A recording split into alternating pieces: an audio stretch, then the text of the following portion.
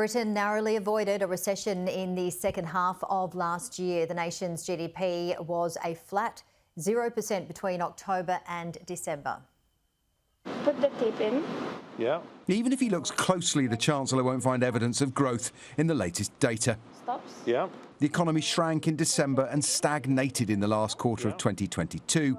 The smallest droplet of good news, that was just enough to prevent the UK entering a recession.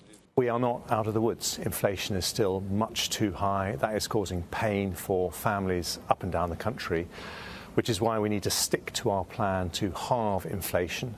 If we do that and play to our strengths in science and technology, we really can be one of the most prosperous countries in Europe. After months of high energy costs and labour shortages driving up prices, a combination of snow, a Winter World Cup postponing Premier League games and public sector strikes left businesses like this struggling as consumers spread spending thin.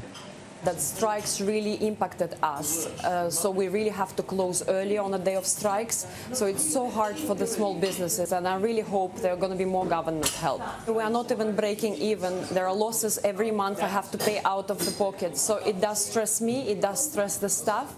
The Chancellor believes research like this points to future prosperity. In the present, improved pay offers to halt the wave of industrial action are unlikely.